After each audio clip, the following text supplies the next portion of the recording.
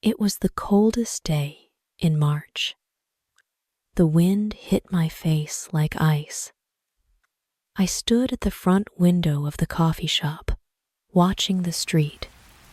People walked fast, heads down, coats pulled tight. But one man didn't move. He stood across the street, still, like he was waiting. His clothes were wet. His hands shook.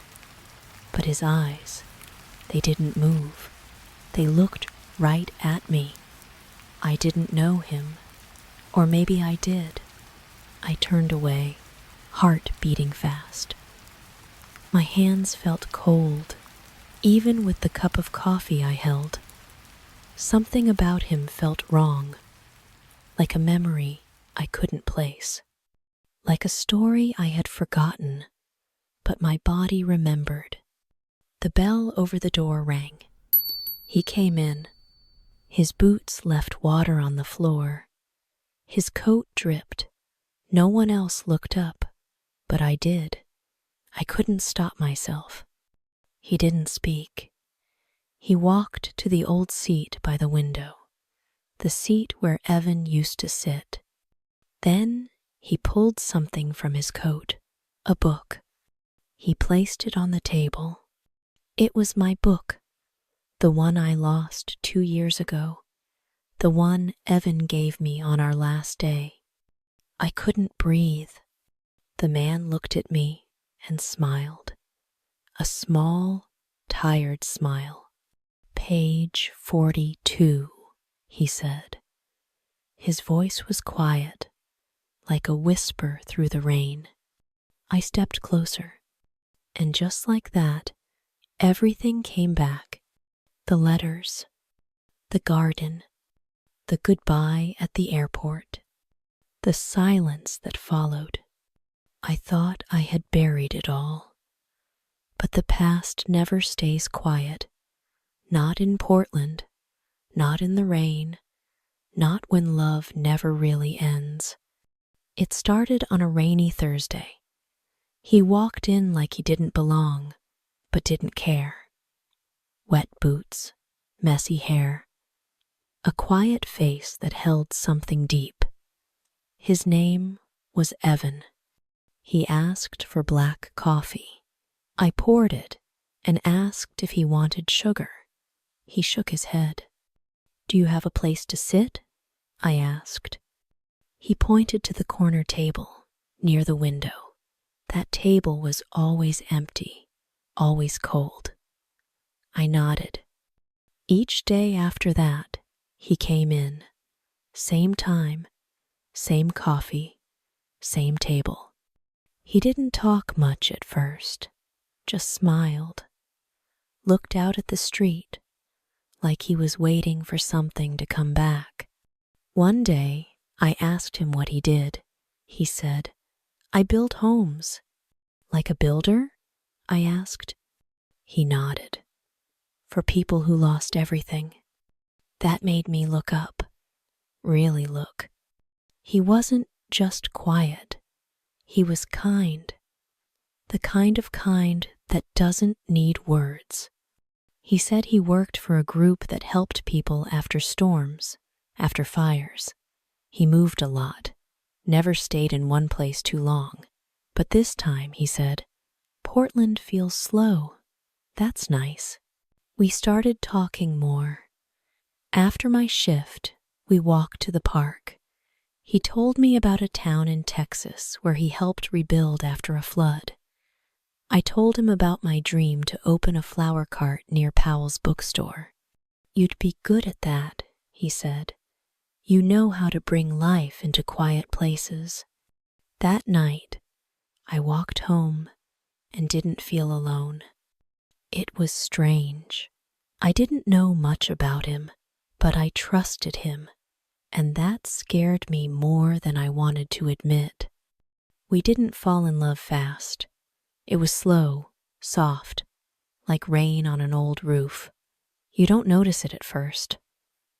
Then one day, you look up and everything is wet. We started seeing each other more. After work, After dinner, even on my day off, he showed me how to fix small things like a loose door or a broken light. I showed him how to make lemon pie. He liked it cold, not warm. I thought that was strange. One Sunday, we walked through the Portland Rose Garden. He said, "If I ever build a house for myself, it will have one of these in front." He picked up a small pink petal from the ground and gave it to me. I kept it. We didn't say, "I love you," right away. I think we both were afraid of that, but we didn't need to. His hand in mine said it. His eyes said it when I laughed. My heart knew. He met my mom once. She came into the coffee shop when we were closing. He stood up, wiped his hands on his jeans, and shook hers like it mattered. Later, she said, "That boy has a quiet sadness. Be careful." But I didn't want to be careful. I wanted to be all in. One night, we sat on the roof of my building. I asked, "Do you think you'll stay this time?" He looked at the sky, then at me. "I want to." That was the first time I believed he might. We weren't loud. We didn't post about each other. But what we had felt real. The kind of real that doesn't need to prove itself. The kind of love that makes you feel found. It was a quiet morning when everything changed. He walked into the shop like always, but his eyes didn't look at me the same. His smile was still there, but it felt heavy, like it had to fight its way out. "I need to tell you something," he said. My heart dropped. I didn't speak. "There was a big fire in Maui," he said. "A town is gone. Families have nothing left.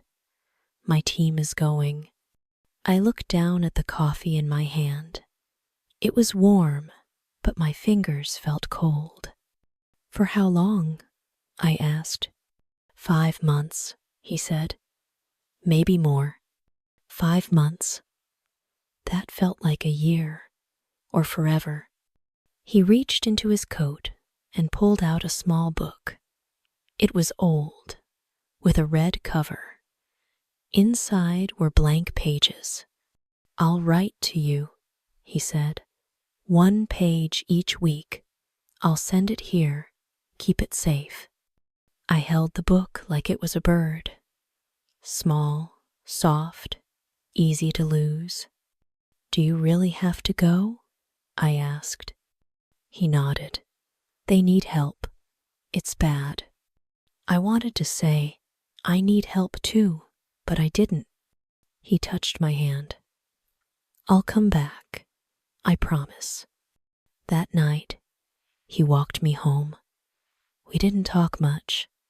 At my door, he kissed me once, slow, like he didn't want it to end. Then he walked away. I watched him turn the corner and disappear into the dark. I waited a long time before I went inside. The red book was still in my hands. I opened the first page. It was empty, but I still smiled because I believed him. The first letter came 5 days after he left. It was on a small page, folded once, no stamp, just my name written in his hand. I opened it with care. He wrote about the heat, the smoke in the air, the people he met. He said the town looked like ash and silence, but he also said there is hope in every broken wall. Each week, a new page came.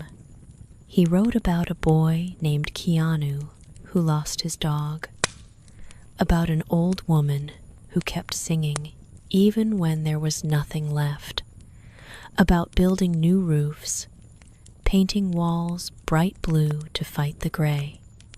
He never said he missed me, but he drew little flowers in the corner of each page, the same ones I loved. And once he wrote, "I saw a red leaf today. It made me think of your hair." I read his pages before bed. Then I placed them inside the book, each one a piece of him, still close. I didn't tell anyone about the letters, not even my mom. It felt too real, too soft, like saying it out loud would break the spell. I walked by the park we loved. I sat at our bench and read the pages again and again. Some days felt long, some nights felt empty, but the letters helped. They were like a hand through time, a voice that crossed miles to say, "I still care." The fifth letter came with a small flower, pressed flat. "This one made it through the fire," he wrote. "I don't know where you're watching from, but I hope you're warm, safe, and well.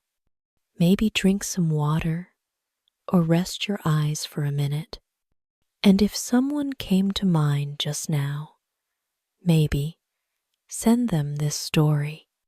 That night, I slept with the book under my pillow, because when someone keeps their word, even from far away, you believe in them more, even when your heart is scared. Week 11 came. No letter. I checked the shop 3 times that day. I asked our mail guy, "Are you sure?" He said, "Nothing for you today." I smiled and said thanks, but inside, something broke. I told myself it was just late. Maybe the rain slowed things down. Maybe he was tired.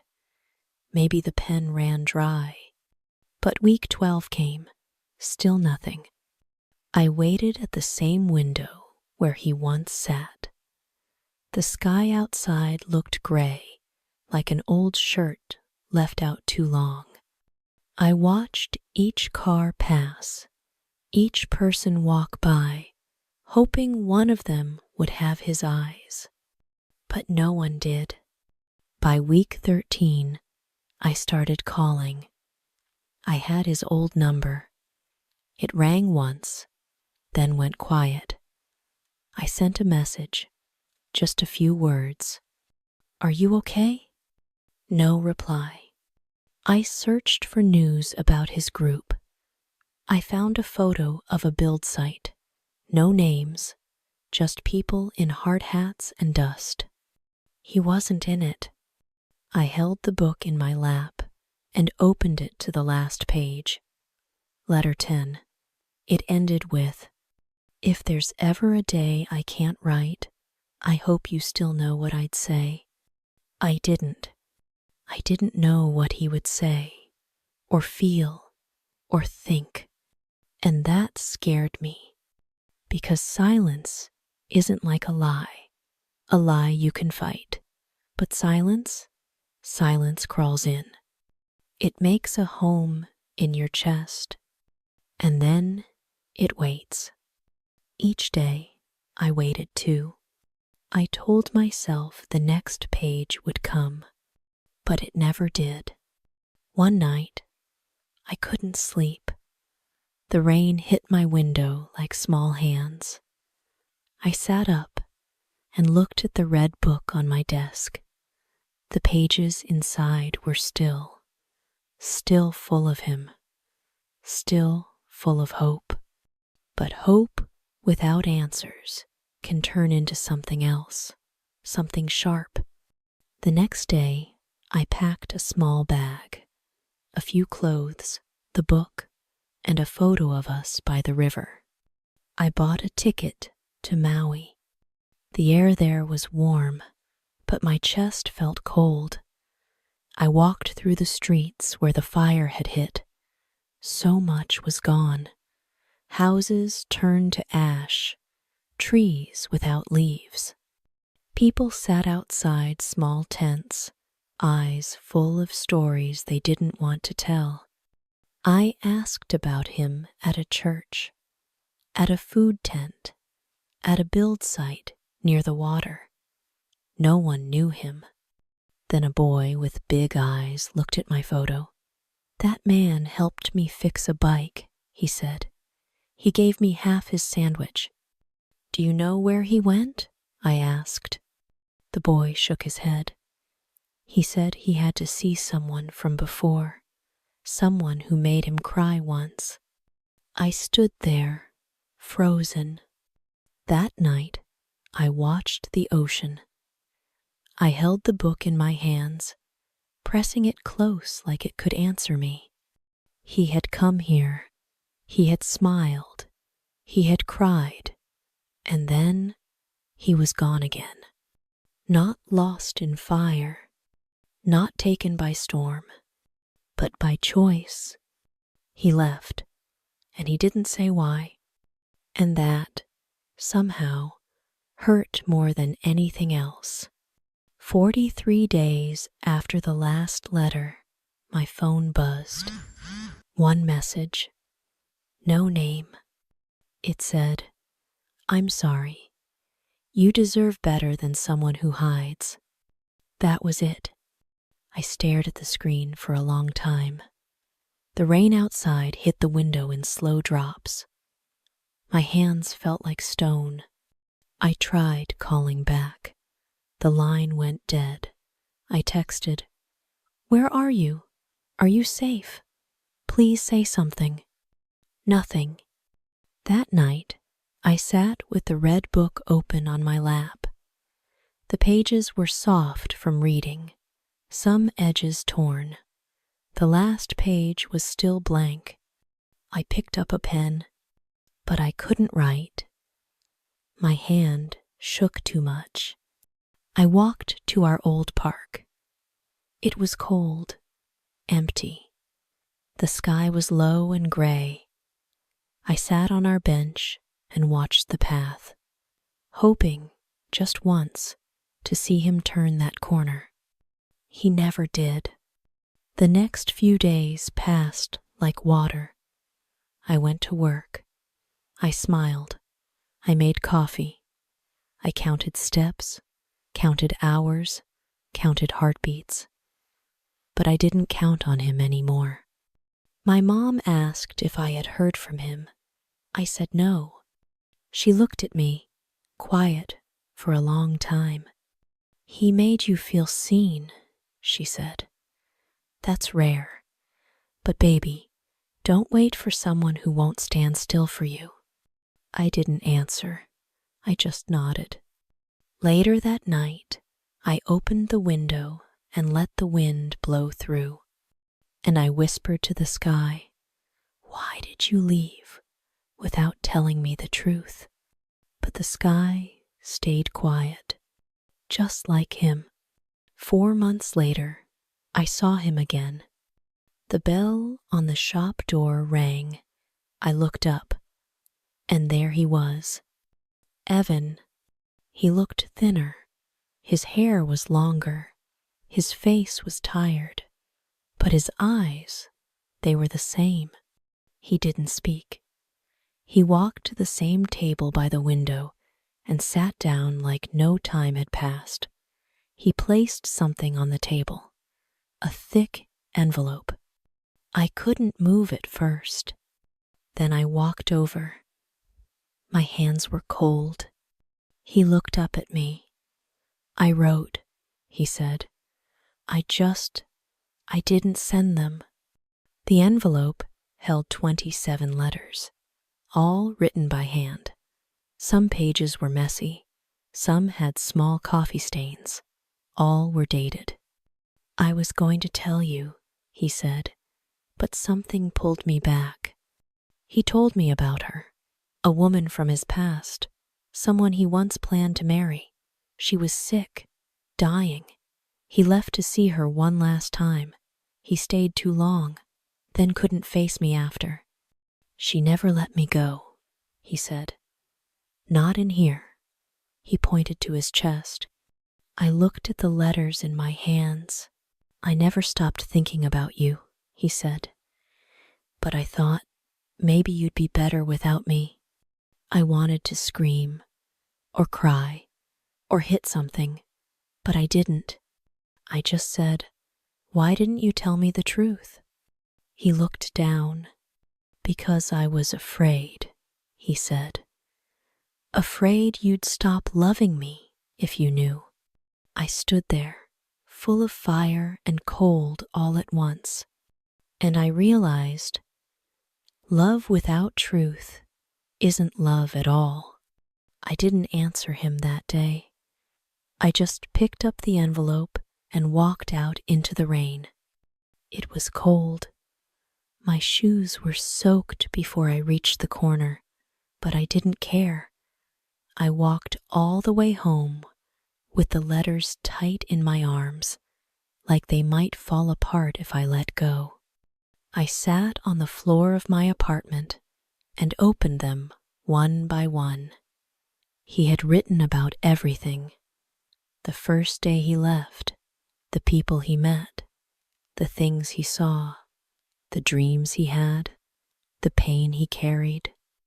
But most of all, he wrote about me. He wrote how he missed my voice, how the smell of coffee made him think of me, how he saw a small red flower near the water and it broke him. He wrote, "I never felt more alive than when I was with you, and more afraid."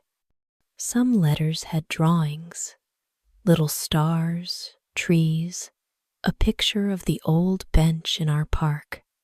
One had a pressed flower. I cried, not the small kind, the deep, shaking kind, because part of me still loved him, and part of me wanted to hate him, but the biggest part just wanted to feel free. By the last letter, my hands were shaking. I looked around my apartment. Same walls, same chair, same life. But something inside me had changed. He came back. He told the truth. But I wasn't the same girl he left behind. I folded the last page and placed it in the book where it belonged. Then I turned off the light, laid on my bed, and listened to the quiet. Not the silence of someone gone, but the stillness of someone healing. The next morning, I met him at the park.